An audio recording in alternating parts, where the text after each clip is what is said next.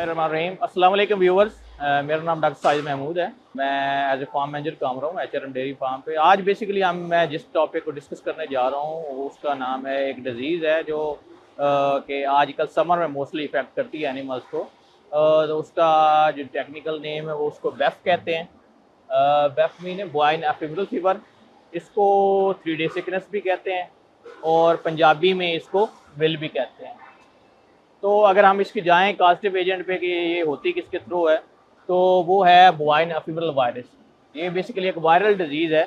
तो इसका जो वेक्टर है मोस्टली या जिसके थ्रू ये होती है, वो उसके होते हैं मॉस्किटोज़ और बाइटिंग मिड्स। मॉस्किटोज़ यानी मच्छर जो आजकल समर में मोस्टली होते हैं, उसके थ्रू ये फैलती है। जब वो काटते हैं एनिमल को, उसके थ्रू होती है। तो इफ़ेक्टेड एनिमल्स इनमें से कौन कौन से जानवर इसकी वजह से बीमार होंगे, उसमें हमारे पास मेजर जो हैं वो कैटल, बफलो मोस्टली इफ़ेक्टेड होते हैं। इसमें एक ये है कि जो काव्स होते हैं अंडर 6 मंथ वो मोस्टली इससे इफ़ेक्टेड नहीं होते। अगर हम सीज़न की बात करें तो ये मोस्टली समर में होती है। तो इसके इंक्यूबेशन पीरियड की अगर बात करें तो इसमें 2 से 4 दिन एनिमल को जो होता है वो मोस्टली टेम्परेचर होता है। उसके बाद एनिमल मोस्टली खुद ही रिकवर हो जाते हैं। लेकिन ये फील्ड में जो हमारे जो लोकल एनिमल हैं उनकी क्योंकि इम्यूनिटी ज़्यादा होती है, वो जल्दी रिकवर हो जाते हैं। लेकिन जो हाई प्रोड्यूसिंग एनिमल होते हैं, जिस तरह हमारे पास इम्पोर्टेड एनिमल हैं जैसे ऑस्ट्रेलियन है या अमेरिकन है, क्योंकि वो एक तो प्रोडक्शन में हाई होते हैं, तो जब उनको ये इशू होता है तो उसकी वजह से उनमें मोर्टेलिटी भी हो जाती है। तो नॉर्मली इसकी मॉर्बिडिटी जो है वो 80% होती है, यानी कि 80% जानवरों को इफ़ेक्ट कर सकती है और ये बहुत तेज़ी से इफ़ेक्ट करती है अगर एक फार्म में इंटर हो जाए तो। जबकि हम अगर इसकी मोर्टेलिटी की बात करें कि इससे जानवर मरते की तो नॉर्मली 1 से 2% होते हैं, लेकिन हाई प्रोड्यूसिंग एनिमल में ये 10% तक भी जा सकती है। तो अगर इसकी हम बात करें कि इसमें साइंस क्या होते हैं, साइंस और सिम्टम्स में बात करें तो इसमें मोस्टली एनिमल को जो टेम्परेचर हो जाता है वो 105 से 106 हाई टेम्परेचर हो जाता है। एनोरेक्सिया हो जाता है, एनिमल जो है वो खाना पीना छोड़ देता है क्योंकि हाई टेम्परेचर होता है, तो अल्टीमेट उसकी वजह से फीड इनटेक वो नहीं लेता।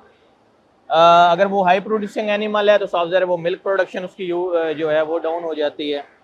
साथ ये लेमनेस भी हो जाती है। इसमें लेमनेस जो होती है जिन एनिमल्स को, वो उसमें काफ़ी सीवियर काम होता है कि वो बचने में उनकी जो रिकवरी होती है वो थोड़ी सी लेट होती है, क्योंकि एक तो समर होता है, ऊपर से हीट स्ट्रेस होती है, तो उनमें रिकवरी थोड़ी सी मुश्किल हो जाती है। उसके बाद जो प्रोमिनेंट एक और साइन होता है कि नेज़ल एंड ऑकुलर डिस्चार्ज, के जानवर के नाक और मुंह से और आंखों से जो है ना वो पानी निकलना शुरू हो जाए। उसमें और अगर आप बात करें तो इसमें शीवरिंग और वीकनेस और मसल स्टिफनेस हो जाती है। जानवर कांपना शुरू कर देता है, उसके मसल जो हैं वो स्टिफ हो जाते हैं, हार्ड हो जाते हैं, उसको चलने फिरने में वो जो है ना तंग करते हैं। अगर हम इसमें एक जो मेजर और भी साइन होता है वो हाइपोकैल्सीमिया होता है। अगर एनिमल ने फ्रेश काफ किया तो उसमें हाइपोकैल्सीमिया की वजह से मिल्क फीवर भी हो जाता है।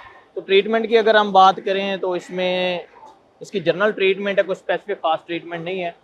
एक तो आपने एनसेड लगाने हैं ताकि अगर एनिमल में लेमनेस का इशू है या टेम्परेचर है तो उसको एनसेड के थ्रू डाउन किया जाए या कम किया जाए। दूसरा, आपने इसकी स्पोर्टिव थेरेपी करनी है। स्पोर्टिव थेरेपी से मुराद है कि अगर मिल्क फीवर हो गया, हाइपोकैल्सीमिया हो गया, तो उसको कैल्शियम बोरोगुलेट आप लगा सकते हैं। और क्योंकि एनिमल ऑफ फीड होता है तो इसमें ये होता है कि आप उसको मिनरल्स सप्लीमेंटेशन कर सकते हैं, विटामिन अमाइनो एसिड सप्लीमेंटेशन कर सकते हैं, साथ ग्लूकोज या एनर्जी का सोर्स कोई दे सकते हैं ताकि उसकी एनर्जी जो है वो डेफिशिएंट ना हो। एंटीबायोटिक्स का भी इसमें आप इस्तेमाल कर सकते हैं। वो बेसिकली होता है सेकेंडरी बैक्टीरियल इन्फेक्शन को प्रिवेंट करने के लिए। यानी ये है कि अगर एनिमल ऑलरेडी स्ट्रेस में है तो उसकी वजह से कोई दूसरी बीमारियां उसमें ना हो। तो इसकी अगर हम प्रिवेंशन की बात करें तो प्रिवेंशन है, एक तो जो मेजर प्रिवेंशन है वो ये है कि आपके वेक्टर्स को कंट्रोल करें। तो वेक्टर्स में ये होता है कि मच्छर होते हैं या वो आपकी मिड्स होती हैं, तो उसके लिए प्रिवेंशन के लिए बेहतर है कि आप एक वीक में कम से कम एक स्प्रे जो है वो फार्म पे लाजमी करवाएं ताकि आपके मच्छर जो हैं फार्म पे वो ख़त्म हो गए। तो स्प्रे में आप साइपरमेथ्रिन यूज़ कर सकते हैं या कोई और भी आपको अगर पास केमिकल है तो उसके थ्रू आपने मच्छर और जो मिड्स हैं उनको ख़त्म करना है। तो अदर प्रिवेंशन में जाएँ तो वो इसका है वैक्सीनेशन। तो इसमें जो मोस्टली जो प्रिवेंशन है, क्योंकि वेक्टर कंट्रोल 100% तो नहीं हो सकता, तो इसके अदर प्रिवेंशन में हम जाते हैं तो इसकी वैक्सीनेशन एक प्रिवेंशन है। तो आजकल जैसे समर का सीज़न है तो वैक्सीनेशन मोस्टली करनी चाहिए। कुछ फार्म्स वाले नहीं करते क्योंकि ये कॉस्टली होती है, लेकिन अगर आप कर लेंगे तो इससे काफ़ी हद तक आपको बेनिफिट होगा।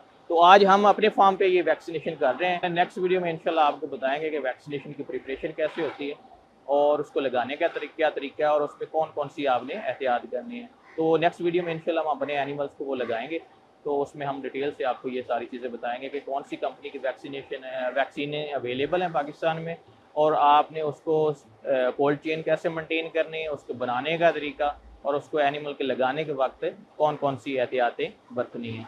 तो इंशाल्लाह नेक्स्ट वीडियो में बताएंगे। बाकी इसके रिलेटेड आपको कोई क्वेश्चन हो तो वो आप नीचे कमेंट में मेरे पर्सनल नंबर पर दे सकते हैं।